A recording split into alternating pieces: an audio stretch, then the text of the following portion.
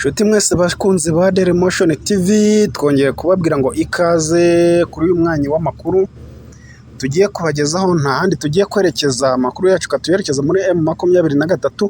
N'iki kiri kuhavugwa muri M23 ni ikijyanye n'umutungo cyangwa se imodoka zasahuwe cyangwa se M23 yatse ingabo za leta ya Congo FARDC. Ariko ubu amakuru ahari nuko avuga ko hari imodoka yaba yisubijwe na FARDC ngo binyuze ku mukanishi warimo akanika izo modoka, ariko w'umugande ngo umusivili wari watumijweho na M23 wanyuma yarangiza kukanika iyo modoka mu gihe cyo kuyikorera igenzura ngo arebe ko yaba byakunze yakoze neza, ngo yafatiyeho aruhukira mu ngabo za FARDC asubiza iyo modoka ingabo za leta ya Congo FARDC.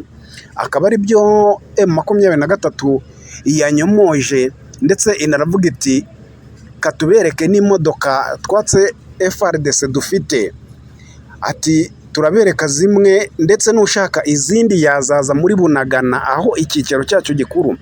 Haragendwa ubu hari umutekano, akirebera akabasha kunyomoza neza iby'ayo makuru, ati abantu bajye bareka kugendera ku bihuha biba byagiye bivugwa hirya no hino, akaba ari byo babasha kuba bakubakiraho ko ari ukuri.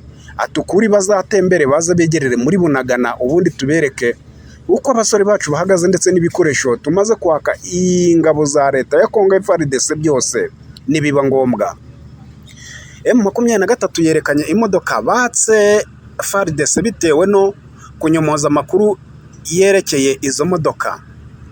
Umutwe wa M23 werekanye imodoka batse abasirikare ba Congo FARDC, akaba arizo ngo ubu ziri kujya zibafasha imirimo ya buri munsi ikorerwa mu gace ka Rucuro bari kugenzura.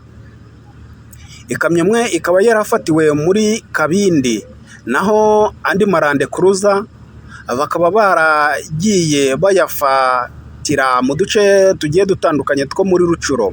Ariko amakuru atugeraho akaba avuga ko M23 yaba atari izo modoka gusa ifite, kuko ngo hari n'izindi yakuye no mu kigo cya Rumangabo ubwo yafataga iki kigo ku nshuro ya mbere yo muri iyi mirwano ikomeje muri iki gihe.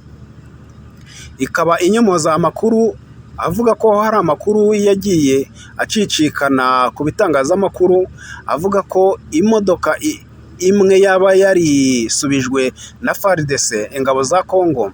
M23 iti iyi nkuru ni ukubeshya, kuko imodoka zose ziracyahari mu mitungo yose twambuye ingabo za Congo FARDC, iracyahari nta niyo bateze kutwaka, kuko si igisirikare tubona ko gifite ubushobozi bwo kuba cyatwaka ibikoresho twamaze gufata.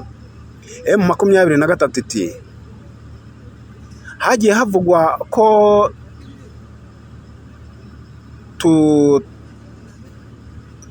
hagiye havugwa inkuru nyinshi ko twatumijeho umukanishi muri Uganda ngo aze gukora imodoka yari yagize ikibazo, maze ngo arangije atangira kuyisuzuma ko ikize neza, nibwo yahise ngo yikubita ikiboko aruhukira mu birindiro bya FARDC. M23 iti ibyo ni ugukuza amagambo, ni ugukabya mu nkuru. Uzishaka azaze tuzimwereke, kuko Bunagana iragendwa nta kibazo gihari. M23 iti turacyakomeje no kubaka ibindi bikoresho, nta handi dutegereje kubikura uretse ku ruhande rwa leta ya Congo. Ibyayo nibimara kurangira wenda nibwo tuzareba ukuntu twajya ku masoko kugura, ariko twizeye ko ibihari ari byinshi biduhagije tuzakora ku ruhande rwa leta ya Congo. Ikindi nuko Generali Tade Safari wari komanda wa Mayimayi ngo y'umutwe w'abahutu yahamagajwe na FARDC ko baza kurwanya M23 muri Rucuro. Amakuru akaba avuga ko yarasiwe Mabungo muri kiwanja ari kumwe n'uwacungaga ubuzima bwe cyangwa se abo bita ngo aba esikoti, barashwe ngo na mayimayi bari baturutse Rubero na Butembo, barabikanga kubera nta tumanaho bari bafite ryagombaga kubahuza ngo babashe kuba bamenyana. Ni mu gihe ku ruhande rw'igisirikare cya Congo gikomeje gutangaza ko gikomeje gukubita inshuro ingabo za umutwe wa nyeshyamba wa M23 mu birindiro zarimo, ngo ku mirwano yabaye ku tariki 2 mu gace ka Gisigari.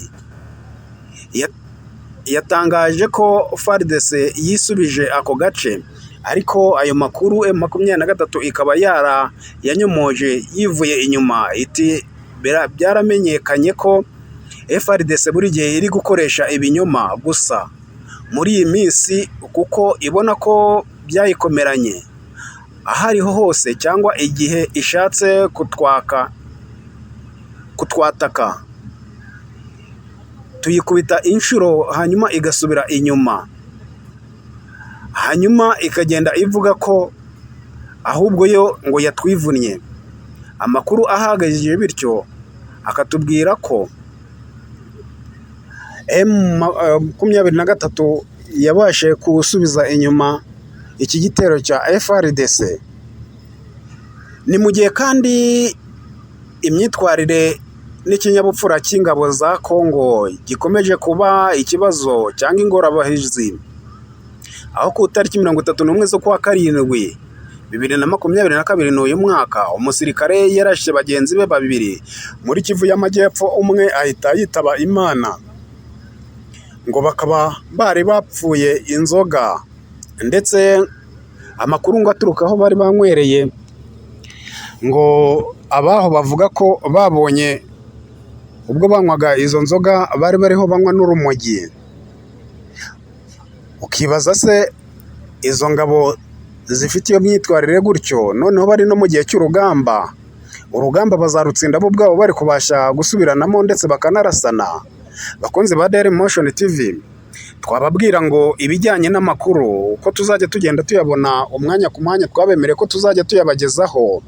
Icyo musabwa mwebwe ni ugukomeza kubana natwe kuri iri tangazamakuru, tubabwira ngo Imana ikomeze kubana namwe. Cawu cawu, nakagaruka.